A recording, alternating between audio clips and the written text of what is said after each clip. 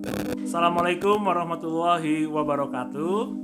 Apa kabar anak-anak kelas 7 MTS Arahmania?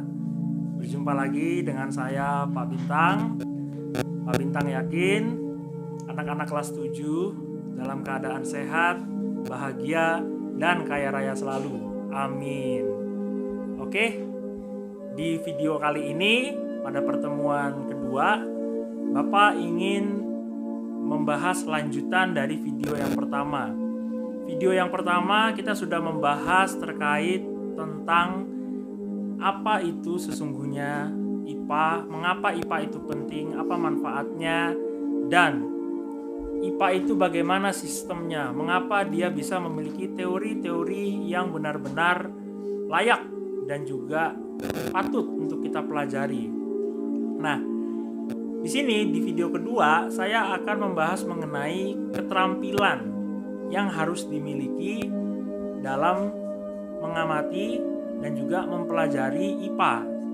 Keterampilan-keterampilan ini dapat membuat kamu menguasai IPA. Jika kamu ingin menguasai IPA, tentu kamu harus memiliki keterampilan ini. Bagaimana caranya dan keterampilan apa sajakah itu? Yang pertama adalah keterampilan mengamati. Oke, keterampilan mengamati ini adalah keterampilan merupakan sebuah proses untuk mengenal objek dan juga peristiwa melalui indera pengamatan yang dilakukan untuk memperoleh data dan informasi terkait dengan permasalahan. Jadi panca indera kamu ini ya akan secara menganalisis apa yang kamu lihat di objek. Apa itu? Ya, panca indera yang dimaksud mata ya untuk melihat, telinga untuk mendengar ya, dan juga rasa ya lihat di sini. Nah, untuk itu ya dalam mengamati, bagaimana seseorang bisa mengamati secara tajam, secara analisis, dia harus sering-sering atau perlu melakukan sebuah latihan di mana kamu mendengarkan video ini dan melihat video ini, itu secara tidak langsung kamu sedang mengamati. Jadi secara tidak langsung juga kamu berusaha memahami video ini, apa maksud saya dalam video ini, secara tidak langsung kamu mengamati namanya. Itulah mengamati. Dan semua orang perlu memiliki keterampilan mengamati agar kamu bisa menganalisis terlebih dahulu dan jawaban kamu dipastikan sesuai dengan fakta. Jadi tidak asal sembarang. Dan yang nomor 2, keterampilan yang harus dimiliki dalam mempelajari IPA adalah kamu harus bisa mengklasifikasikan atau mengelompokkan. Apa itu keterampilan ini? Ini adalah keterampilan ya yang merupakan suatu proses untuk memilah berbagai macam objek. Jadi peristiwa yang dimana objek ini ya, contoh objeknya adalah berupa barang mati dan ini adalah barang hidup misalkan. Kamu harus bisa memilah ini golongan barang mati, ini golongan barang hidup, ini kelompok barang mati, ini kelompok golongan barang hidup. Sama halnya dengan pengukuran ya. Kamu mengukur badan. Artinya satuannya adalah gram ya. Bisa kilogram ya, bisa gram ya. Tapi kalau kamu itu kan khusus berat kalau gram. Tapi kalau kamu mengukur tinggi ya, mengukur panjang, mengukur jarak, itu satuannya meter. Dan meter sama gram itu berbeda kelompok. Jadi kalau kamu mau mengukur ya, objeknya itu apa dulu? Kalau mau mengukur berat ya, maka kamu harus bisa mengelompokkan memakai satuan gram. Tapi kalau kamu mengukur objek kejauhan, jarak, ya kamu harus memakai kelompok meter.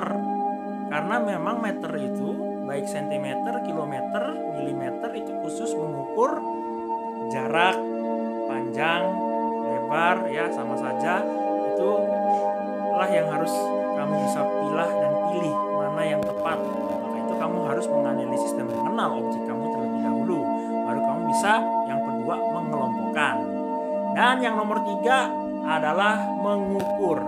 Ya, keterampilan mengukur ini sangat penting harus dimiliki. Ketika kamu sudah bisa mengamati dan mengelompokkan suatu objek, ya, kamu harus bisa mengukur, tapi memakai sebuah alat khusus untuk mengukur. Contoh penggaris paling gampang, ya.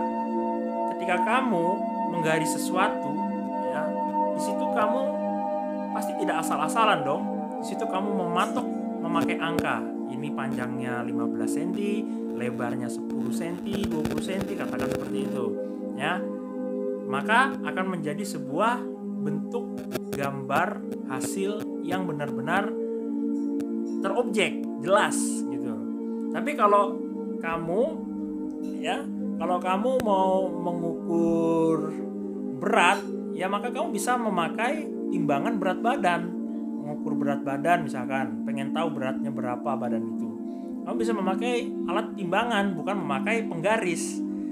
Tapi kalau kamu mau mengukur waktu, kamu bisa memakai stopwatch dan juga jam digital atau stopwatch digital seperti itu.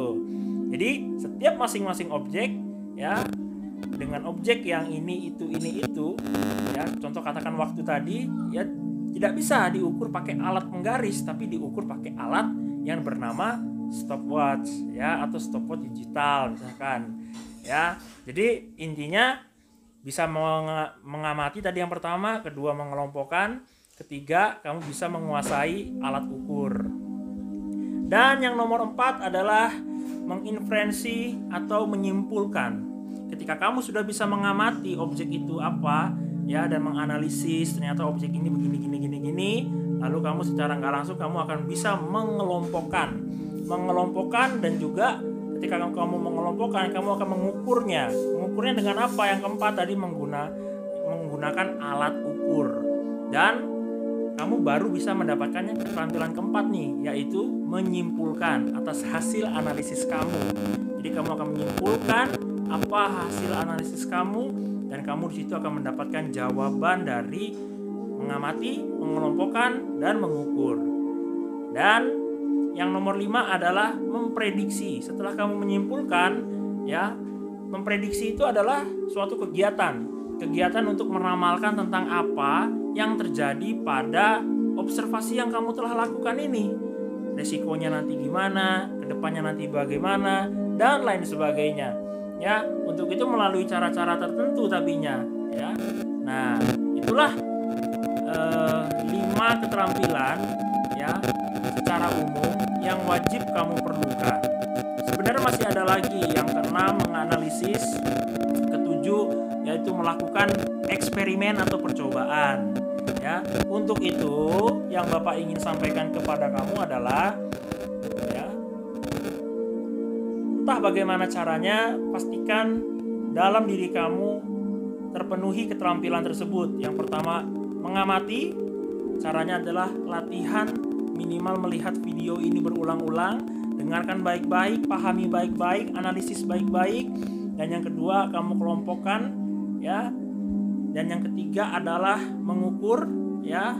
Kamu ukur, ya, kalau kamu mau mengukur seberapa baik saya berbicara, seberapa baik pemahaman kamu, seberapa baik video ini durasinya, ya. Dan yang keempat adalah menyimpulkan atas hasil video ini apa. Dan yang kelima adalah memprediksi, ya, apa kira-kira soal-soal yang nanti akan keluar untuk saya setelah saya melihat video yang kemarin sama yang ini. Oke, itu saja dari saya. Terima kasih. Semoga sukses. Assalamualaikum warahmatullahi wabarakatuh.